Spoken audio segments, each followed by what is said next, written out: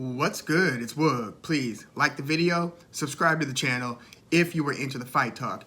We have Joyce, 14 wins and 0 losses, taking on Joseph Parker, 30 wins and 2 losses. This fight is taking place in the heavyweight division and it's for the WBO Interim heavyweight title. We know that the WBO, the actual WBO belt, is occupied by Oleksandr Usyk, and it doesn't look like he's going to be defending it against either one of these guys anytime soon because of, the tie-up between him and potentially Tyson Fury, or a potential winner between Tyson Fury and Anthony Joshua. It just doesn't look like some of the guys outside of those, Tyson Fury, Anthony Joshua, just the top tier Oleksandr Usyk, are going to be fighting that next tier of heavyweight just beneath the elite. And you could say Deontay Wilder as well, even though he's about to fight Robert Helenius, and it looks like if he beats Helenius, then he might fight Andy Ruiz. But, over the past few years, you've had that top tier of heavyweight that was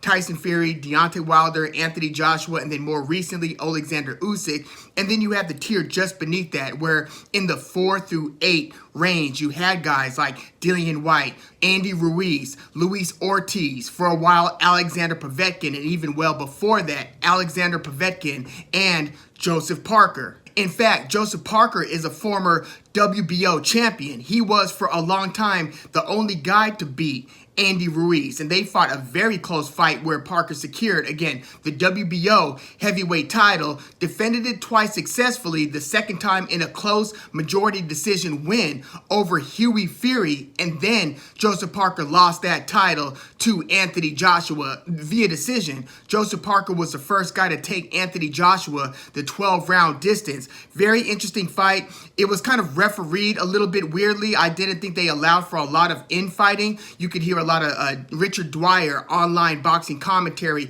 on that fight in particular, and the refs' unwillingness to let AJ and Parker fight on the inside. So backing it up a bit, this fight between Joyce and Parker is going to be taking place in Manchester, England, happening on September 24th. And it's a little bit interesting. As I mentioned, it's Joseph Parker who is a former champ between these two. And yes, Joyce is undefeated, 14 wins, 13 of which have come via knockout. The only guy who has taken him the distance is Bryant Jennings, who for a long time had only lost to Vladimir Klitschko via decision. He took prime Klitschko, or at least near prime Klitschko, the 12-round distance. Bryant Jennings didn't get stopped by anybody until he got stopped by Luis Ortiz. And that is actually, oddly, still, in my view, Luis Ortiz's biggest win, that knockout over Bryant Jennings. But Joyce, undefeated fighter, knockout artist, if you will. But it's interesting to me because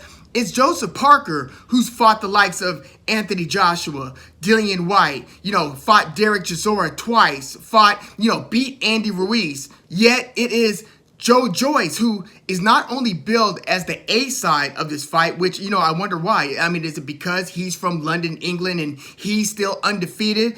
But also, odds-wise, Joyce is stunningly like a 2-to-1 favorite in some books, 2-to-1 or even slightly greater than a 2-to-1 favorite over Joseph Parker, whose only 2 losses are to Anthony Joshua via decision, and then right after that, he had lost to Dillian Whyte it ended up being a barn burner. Now, Joseph Parker was way too slow to get out the gate against Dillian Whyte, where you could hear the frustration in the commentary and wondering why Joseph Parker was starting so slowly throughout the first half of the fight. Now, granted, this fight included 2 knockdowns of Joseph Parker. Yes, he did have Dillian Whyte holding on for dear life by the end of that fight, but Joseph Parker got dropped twice. Once by like a forearm to the head, where it looked like it took Parker a couple rounds to even recover from that. And then he got knocked down more legitimately a little bit later in that fight. But one of those 2 knockdowns looked like it was clearly a foul. And, you see sometimes headbutts causing way more damage to fighters than even hard punches. And that forearm/elbow from Dillian Whyte that dropped Joseph Parker to the head, that looked like it was a very, very impactful shot. But yeah, Joseph Parker ended up rallying back in the last few rounds, didn't do enough to totally close the gap, and ended up losing via close but somewhat clear unanimous decision to Dillian Whyte. And again, he had Dillian Whyte, super badly hurt, dropped, and just holding on, trying to survive that 12th round. But again, it was too little too late for Joseph Parker. But those to date are his only 2 losses. Yet, Joyce is, again, almost a 2-to-1 betting favorite over Joseph Parker. So I was a little bit surprised by that. And I'm wondering, when did the boxing public totally cool on Joseph Parker and his abilities? So since those back-to-back losses to Anthony Joshua and Dillian Whyte, again, both via decision, he basically had a pretty long road back to the title. His first 3 wins were all via knockout against Alexander Flores, Alex Leopai, and Shondell Winters, which the first of those 3, I had mentioned Alexander Flores. I think they're going to stop booking Flores against elite heavyweights because, he got knocked out in the 3rd round against Joseph Parker. Okay, he's won the vast majority of his fights. He's like 18-3. But in his last fight against Luis Ortiz, it was a first-round knockout that had a lot of people scratching their head and wondering, did Flores really give it his all? Now, I'm not going to downplay somebody's desire, especially in the sport of boxing, but it was just one of those head scratchers like, why did I even tune into this thing? So, yeah, Alexander Flores, I don't expect him to fight any elite heavyweights anytime soon. But those are the first 3 out of the last 6 fights for Joseph Parker on the road back to title contention. Again, this fight between Joyce and Parker is going to be for that WBO Interim heavyweight title. So after those 3 fights against Flores, Leopai, and Winters, Joseph Parker then fought Junior Fa and then the 2 fights against Derek Chisora. Now, one thing about Joseph Parker that I'm thinking might be the reason why Joyce is such a big favorite. Now, I say big like relatively, 2-to-1 to me. When you look at Joyce versus Parker, that was way more. I thought it was going to be a lot closer to 50-50 basically. But I'm wondering if it's because Joseph Parker is involved in so many super close fights against guys who you think, if he is truly an elite heavyweight, that he should beat by wider margins. Now, this fight against Junior Fa and Joseph Parker had fought several times, like coming up as amateurs. They're like amateur rivals, basically.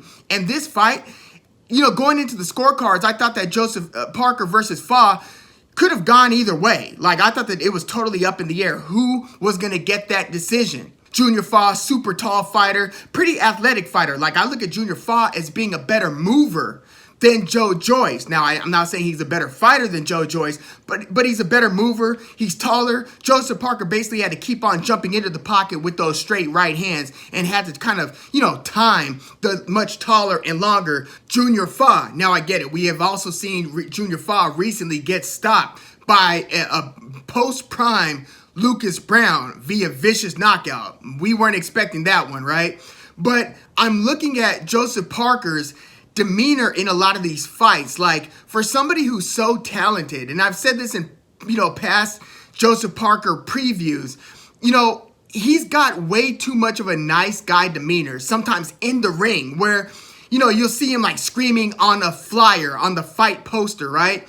And then you see him in the fight and he's smiling way too much. I'm sorry, I know that might sound a little bit superficial, but he's tapping gloves sometimes at the end of damn near every round, where I remember it used to bother me a little bit when Shane Mosley was a little bit too deferential like that as well. But Joseph Parker, he'll be smiling, giving the guy a nod, a friendly glove tap after, these competitive rounds. Even back during the Dillian Whyte fight, you see Dillian Whyte, demonstratively winning the round, and Joseph Parker is still smiling and tapping gloves on the way back to the corner. And I'm like, yo, that is not the way to win favor with the judges, with the viewing audience. Sometimes I just want to see a little bit more savage in Joseph Parker and a little bit more of a mean streak. I get it. If he's a nice guy, which he appears to be, then he's a nice guy.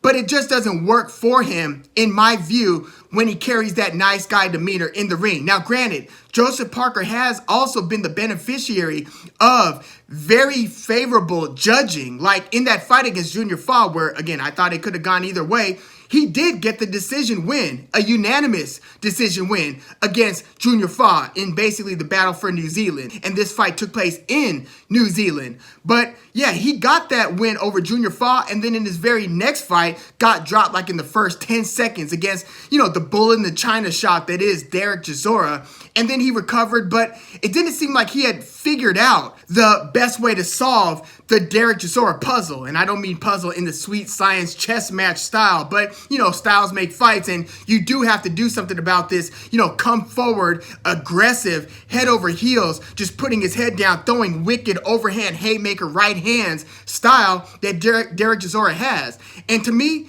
Joseph Parker never totally figured that out. He ended up fighting a bunch of swing rounds, but this was another fight that, in my view, could have gone either way. And I thought that Derek Chisora probably actually should have earned a close, maybe split decision win, or at least a draw against Joseph Parker. Now, granted, the knockdown kind of throws that off, so I get how it doesn't cut evenly round for round. But I thought Derek Chisora might have won that fight.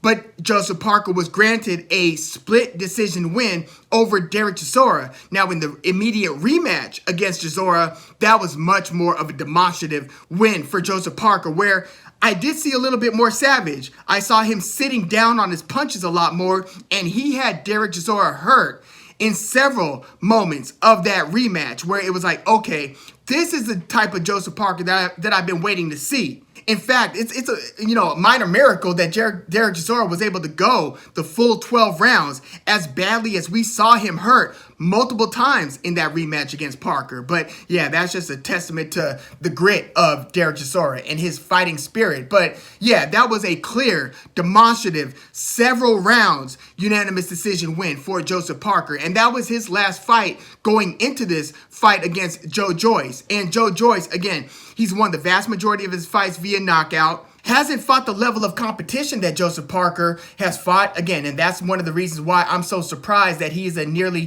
2-to-1 betting favorite, he being Joe Joyce. But he has beaten, Ustinov. He's beaten a very post-prime Bermain Stavern. He knocked out a once upon a time hot prospect, Joe Hanks. Knocked him out in the first round. He beat Carlos Takam by, 6-round TKO. Joseph Parker has also beat Carlos Takam several years ago via decision. This is like back in, I believe, 2016. This is, like a couple fights before that Joseph Parker versus Andy Ruiz fight for the vacant WBO heavyweight belt. But yeah, Joe Joyce beaten Carlos Takam via knockout. His most recent fight was a 4th-round knockout of Christian Hammer. And Joe Joyce, he lives up to that juggernaut name.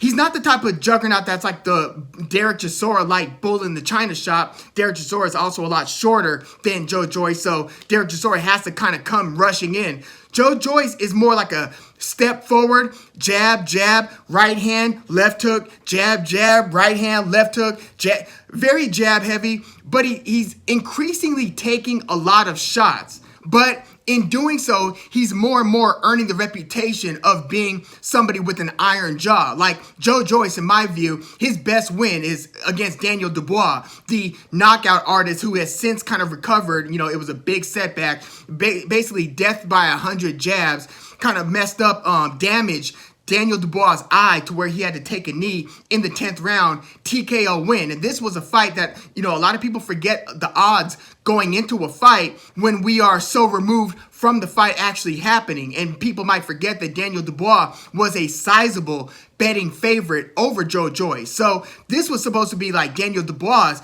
big step-up victory. But no, Joe Joyce basically held the line. And, he's in his mid-30s and Daniel DuBois still in his 20s. So, it's Daniel DuBois who you'd want to build up, going forward because of the future prospects. Joe Joyce got a very late start to his professional career. He's an Olympic silver medalist. And so he had basically participated in the Olympics after, Anthony Joshua won, the super heavyweight division. Again, Joe Joyce lost via, it was controversial that he lost to Tony Yoka for that gold medal. So Joe Joyce does have pedigree, but he got a late start to his professional career. In fact, he's already 36 years old. But he is 6'6" to Joseph Parker's 6'4". He has beaten Daniel DuBois, and he does appear to be a bit of a juggernaut to where he's not deterred. Like, he's got a pretty, kind of a basic style. I mean, very jab heavy. He's moving in kind of like I wouldn't even say like a patient stalker. He cuts the ring off pretty well, where he'll move laterally and then start jabbing you again and just kind of walking you down. That's what Joe Joyce does. He walks you down. So in Joe Joyce versus Joseph Parker, I see Joseph Parker probably being the mover. I think he's going to be the one kind of staying outside of boxing range and then showing enough head movement to get away from, at least most of Joe Joyce's jabs. Now, Joe Joyce isn't the quickest puncher, but again, it's one of those things where if he's going to keep on throwing that pummeling jab and walking you down and basically is able to withstand you landing your clean shots. And, we have seen more and more guys landing super cleanly on Joe Joyce. Even in the fight against Carlos Takam, look at the right hands over the top that Takam is landing on Joe Joyce. Several of those punches, super flush, and Joseph Parker's got a very nice right hand, and it's a lot quicker than Carlos Takam's right hands. So I see Joseph Parker moving around, staying outside of jab range, and then basically timing Joe Joyce and coming in with the right hands and trying to splash those right hands against Joe Joyce. Joseph Parker is kind of one of the more agile heavyweights in the division. So I think he's going to be moving. The question are the judges going to favor the pressure style of Joe Joyce, who, again, even when he's getting hit, like he's coming in, say he's got like a pre-programmed, combination that he wants to throw. He wants to go jab, jab, jab, and then jab, right hand, left hook, where, his combinations are a little bit slow. But he does find ways to land those power punches, those kind of slow, scooping left hand hooks. He's able to land a good amount of those, and then he'll get into sitting down on a big straight right hand. If you stop moving and you keep your head on the center line, you will get drilled by a straight right from Joe Joyce. So Joseph Parker is agile enough to, like, in the early rounds, be moving around. I think that he's going to rack up a couple of the early rounds against Joe Joyce by moving around and then coming in with hard right hands. The question is, will he be able to keep up that pace as Joe Joyce continues to apply the pressure? So I'm assuming Joe Joyce is going to be able to take Joseph Parker's right hand. Now, how many of them he could take before that jaw finally shatters, we'll see. But I think that he's going to keep on methodically pressuring Joseph Parker to where he could kind of perhaps make this fight look like Joseph Parker is on a treadmill from hell. So will Joe Joyce, to the judges' eyes, make it look like, man, Joseph Parker is not having a good time in there. He's having a stick and move, and you see him maybe breathing with his mouth open, maybe having a little bit of difficulty, continuing to stay outside of that jab range where maybe his movement starts to decrease over time, and he starts, having to kind of sit in the pocket with Joe Joyce and within punching range. And, if Joe Joyce is able to take those, initial right hands and the faster punches from Joseph Parker, will he be able to effectively walk Joseph Parker down and line him up for the more vicious power punches? Now, Joe Joyce's jab in itself is a bit of a power punch. I mean, again, look what he did with Daniel DuBois with that jab. But he's basically just pummeling his opponent until he's able to land the bigger shots. Look at how he walks down Christian Hammer in his very last fight. And by the way, he was just destroying Hammer to the body. By the end of the fourth round, Hammer was so done. Just dropped to the canvas repeatedly like, I cannot continue to take this punishment, both to the head and to the body. So we'll see if Joe Joyce is able to break Joseph Parker down. Another concern that I have for Joseph Parker is that nice guy demeanor going to creep in? He cannot afford to play that game here. He can't afford to have a late start in the way that he did against Dillian Whyte, because your chance here, if you're Parker, is try to rack up as many of the rounds in the first half of the fight. Like win perhaps 4 out of the first 6 rounds. That way, even if you start to wane a little bit in the second half of the fight, you still have a chance at edging like a 116 to 112 or 115 to 113 type of decision. You can't afford to have Joe Joyce, out jabbing you and outworking you in the first half of the fight. That is not a recipe for winning for Joseph Parker. Because, quite frankly, sometimes Joseph Parker's simply just not throwing enough punches. He's just not letting his hands go enough. Again, rewatch Joseph Parker versus Dillian Whyte. That was a major setback. Like, as much as it, was disappointing for Joseph Parker to cough up the WBO belt in that title unification fight against Anthony Joshua, the loss right after that to Dillian Whyte was an even bigger setback for Joseph Parker. And it largely was because, again, of those 2 knockdowns. But because he took so long to really get cooking, he can't afford to do that here against Joyce. He's got to start off by looking like the more athletic fighter, looking like he's splashing with the more cleanly landed punches.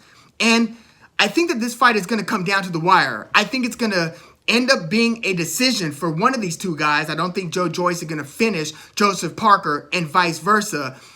And I think that Joseph Parker, even though they're fighting in England, which is going to be a pro Joyce audience, and it's going to be a pretty loud crowd, I'm assuming, I wonder if Joseph Parker is going to get the love from the judges in some of the swing rounds here. Like, you would think that Joyce would be getting the majority of the, this round could go either way type of round. But if there are no knockdowns, which, there could very well be a Joyce knockdown of Joseph Parker. Like, I think it's more likely that Joyce drops Parker than it is that Parker drops Joyce. Again, Joseph Parker has fought guys who hit harder than Joyce. He's fought Anthony Joshua. He's fought guys who have quicker hands than Joyce. But there's something about Joyce's like sustained pressure where, again, even when he's eating punches, midway through him throwing his combination, he'll like go jab, jab, right hand, left hook, and he'll get hit hard halfway into that combination, and he'll get right back on it. He'll go right back to the jab, jab, right hand. And that could just be so mentally exhausting for the opponent. But I do think Joseph Parker is mentally tough enough to keep on moving, to keep on, basically fighting an intelligent fight to where you're not just lulled into a slugfest with Joyce. Joseph Parker's going to have to continue with the movement, continue flashing the faster hands. It's going to be, oh man, I just wonder what the second half of this fight is going to look like. I wonder how worn out Joseph Parker will be, and if he does end up succumbing largely to Joyce's pressure to where he's losing, visibly losing more rounds than he's winning throughout the second half of the fight.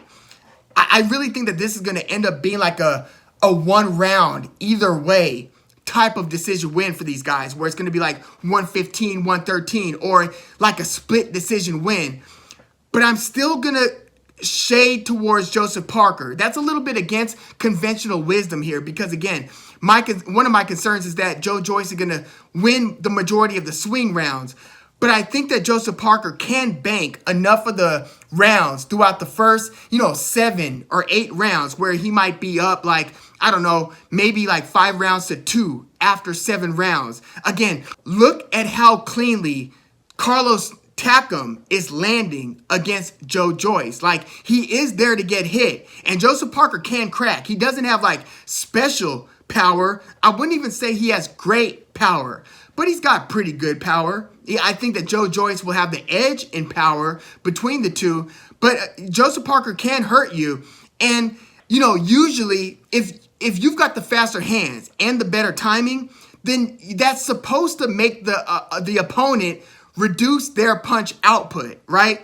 Like, the idea of having the better timing and like, the more of a sweet science style and you're counter punching well, you're supposed to be able to turn the guy's punch output from, say, 60 punches around or 50 punches around to like maybe 35 punches around. The problem with facing Joyce is he just doesn't seem to be deterred by getting hit cleanly. So, damn, like, a part of me wants to say Joyce via close decision, but I'm still going to edge towards Joseph Parker winning a close, disputed decision over Joyce. Look, I wouldn't be surprised if the cards go slightly the other way, but I'm going to go Joseph Parker here via close, maybe even disputed decision win over the juggernaut Joyce. But But yeah, let me know what you think about this one. I see Joe Joyce, you know, walking Joseph Parker down, putting a lot of physical and mental pressure on him. And Joseph Parker, you know, moving pretty well, looking for his opportunities to jump in with the right hands.